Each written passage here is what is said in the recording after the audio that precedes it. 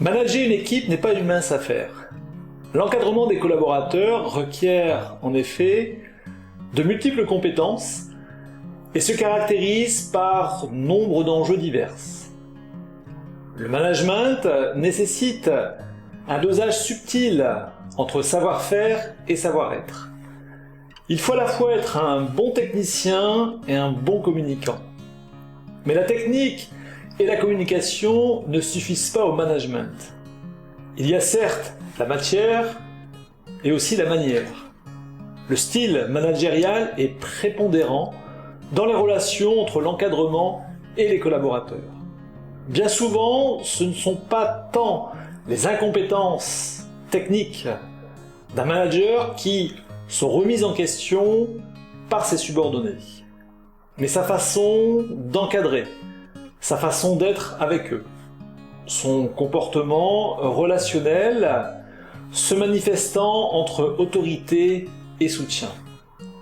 À propos de l'autorité, c'est enfoncer une porte ouverte que de dire qu'elle est nécessaire dans toute situation managériale.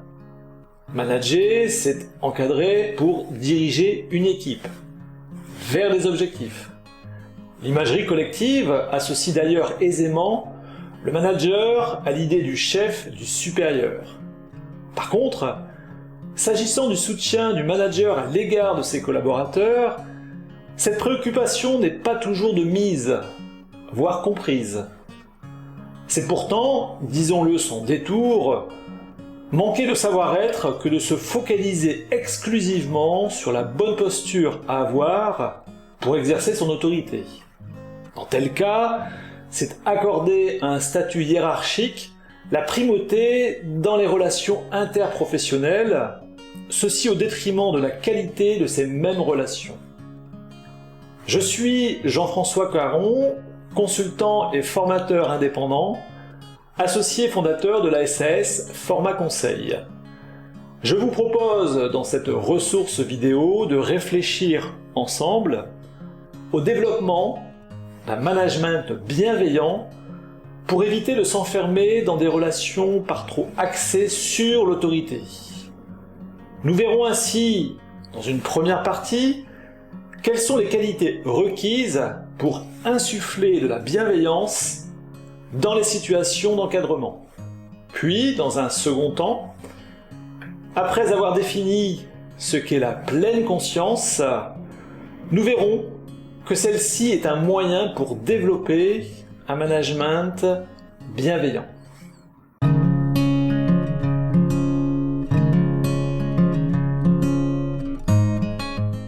La bienveillance dans toute relation implique l'engagement de qualités qui certes semblent au premier abord d'ordre personnel, mais qui n'en sont pas moins transposables dans le domaine professionnel. Ces qualités sont les suivantes: l'empathie, la reconnaissance, le partage. L'empathie implique de se mettre à la place d'autrui pour mieux le comprendre. La reconnaissance est accorder de l'importance à son interlocuteur selon ce qu'il est ou ce qu'il fait. Enfin, le partage est moteur pour enrichir toute relation. Ainsi, comprendre le collaborateur en le reconnaissant dans son travail, pour ensuite échanger avec lui, sont autant de signes d'un management orienté vers la bienveillance.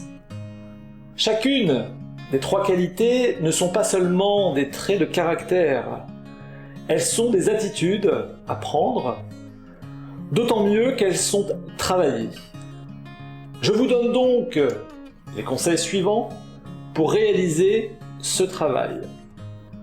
Premièrement, à propos de l'empathie, le manager doit être disposé à écouter activement ses collaborateurs. Il ne s'agit pas seulement de les entendre, mais de les écouter réellement, sans parti pris, ni préjugés, ce qui suppose de se mettre dans une position prête à recevoir. À ce titre, n'hésitez pas à paraphraser votre interlocuteur, ou encore pratiquer aisément le feedback.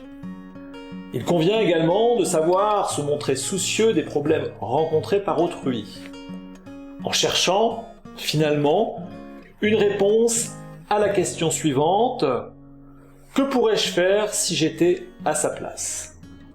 Ensuite, s'agissant de la reconnaissance, signaler l'importance du travail réalisé par une personne, ceci, quel qu'en soit le résultat, est une attitude appropriée.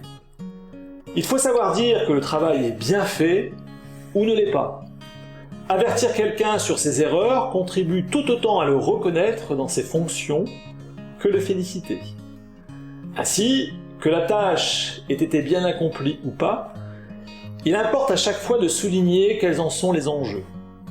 Enfin, associer une personne à la prise de décision est une autre forme de reconnaissance. Elle repose alors sur la confiance que l'on accorde à autrui, jusqu'à le laisser décider à ma place. Troisièmement, à propos du partage, c'est l'action qui prime sur l'intention. Se montrer prêt à partager ne suffit pas au développement d'une relation bienveillante. Il faut des actes, des choses à partager.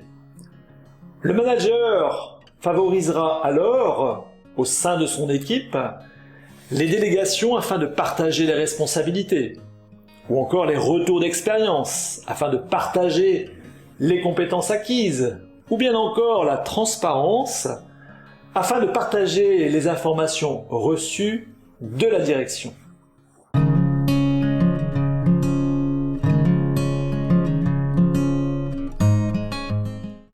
L'empathie, la reconnaissance, le partage implique une attention à l'égard d'autrui.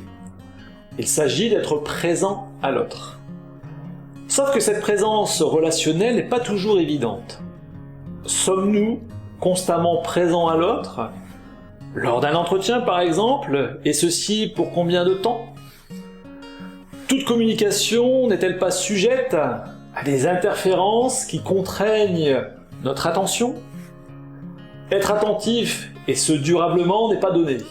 Il s'agit d'un effort, d'un travail sur soi. L'attention est finalement un apprentissage. À ce titre, la pleine conscience en constitue une modalité. Cette pleine conscience se définit comme un état de la conscience prête à recevoir le plus possible le réel, en rejetant toute pensée ou toute émotion de nature à perturber cette réception. Avec la pleine conscience, j'accorde l'exclusivité à ce que mon interlocuteur me donne à entendre, mais aussi à voir, tant on connaît l'importance de la communication non verbale. Avec la pleine conscience, je suis pleinement ancré dans le présent, et non dispersé dans un ailleurs passé ou dans un futur non avenu. La pleine conscience favorise ainsi l'émergence des qualités requises pour un management bienveillant, compte tenu de ses effets, dont les principaux sont les suivants. Premièrement, une meilleure capacité à contextualiser, donc à ne pas se laisser enfermer dans des préjugés ou des a priori guère favorables à l'empathie. Ensuite, une mise à disposition pour recevoir toutes les informations émises, tant orales que non verbales, et donc de savoir reconnaître ce qui a été accompli. Enfin, troisièmement, une gestion du stress, puisque celui-ci est fonction avant tout de la perception que l'on a d'un événement, et non de l'événement lui-même. La pleine conscience impliquant d'être totalement dans l'événement, on s'évite alors quelques sueurs froides, pour finalement se sentir bien au présent, et donc être prêt à partager.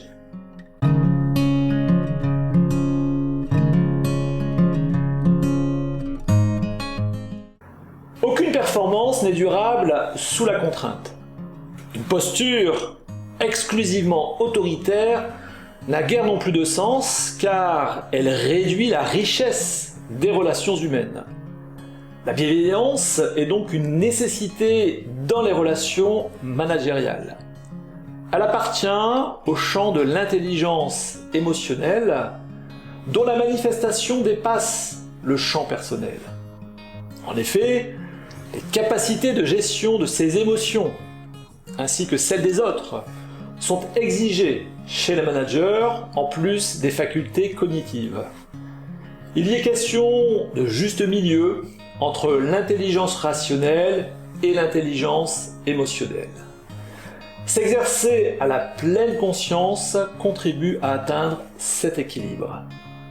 Attention toutefois à ne pas s'y enfermer, pour éviter de tomber dans une sorte de béatitude qui n'est guère de mise dès lors qu'il s'agit d'agir.